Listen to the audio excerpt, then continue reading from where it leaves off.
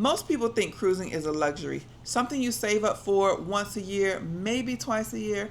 But what if I told you it's actually cheaper for me to live full-time on cruise ships than it was for me to rent a small apartment on land? I'm going to break down how I cruise without going broke and how you might be able to also. Hey friend, I've been living full-time on cruise ships for over a year. I sold just about everything, gave up my house, and took a leap of faith into a completely different lifestyle. And you know what? It's been way more affordable than I ever expected. If you're new here, hey, I'm Linnell, and I live full-time on cruise ships. Living on land wasn't cheap. When I left my job and my ex, I stayed with my daughter for about 90 days until I figured out what I wanted to do with my life. The cost of living in Atlanta in the nice areas, that was outside of my budget. So I priced how much it would cost for me to live in the decent suburbs of Atlanta. And the cost for me would have been around $3,000 a month in the decent areas. In Atlanta proper, no. So about $3,000 a month. That would have been around $1,500 a month for rent. Utilities and internet would have been about $350 a month. Groceries and toiletries around $300 a month. My car was paid in full, but car insurance and fuel would have cost me about $350 a month, not to mention any additional repairs and oil changes and things like that. Also, discretionary income. My discretionary expenses are like my cell phone, my Netflix, buying gifts for grandkids and things like that. That's about $500 a month.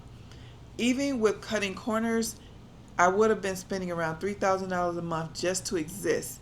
That does not include any kind of traveling or visiting family or friends outside of the state. Say if there was a wedding or a funeral, or just wanted to go hang out with some family I hadn't seen in a while, that did not include any of that. When I started this journey living full-time on cruise ships, I didn't know if I could actually afford it.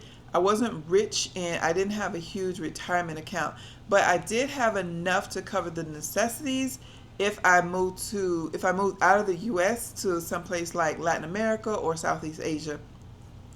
The Earth Awaits is, if you haven't heard of it, just briefly, this is a website that I use as a starting point. But when you just pop up $2,000 for a single person's budget, we come back with 275 results. Now you can look at that in the grid, or you can look at it as a map. And you'll notice the biggest thing that stands out to me is there are no places that are under $2,000 a month in the United States. There might be some small city in the middle of Alabama or Mississippi where the cost of living is really low. But looking at in general, most places in the United States are going to be more than $2,000 a month for a single person. And I would love to live on the beach. So here are some choices that kind of stick out to me. So Cuenca, Ecuador, Puerto Vallarta, which I did visit on one of my cruise destinations. There's a city here in Barbados called Bridgetown. And I know that there are some U.S. expats living over in Phuket. So that is one of the places that I'm looking into. All right, so once I started seeing that, hey, I could probably live in these 5 places that I like. It says that I can live there for $900 a month, $1,000 a month, $1,200 a month, $1,500 a month.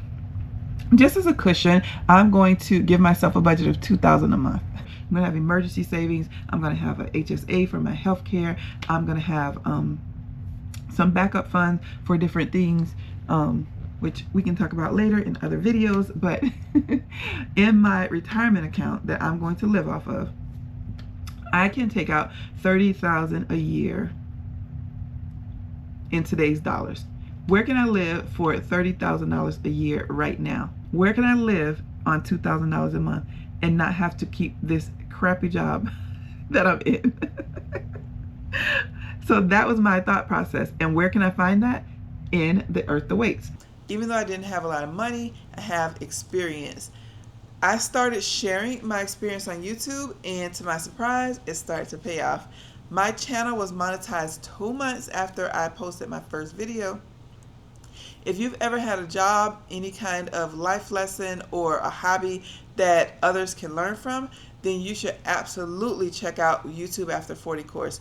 That's the course that gave me the confidence to stop being shy, stop worrying about what I look like and what I sound like on camera, and turn my knowledge into income.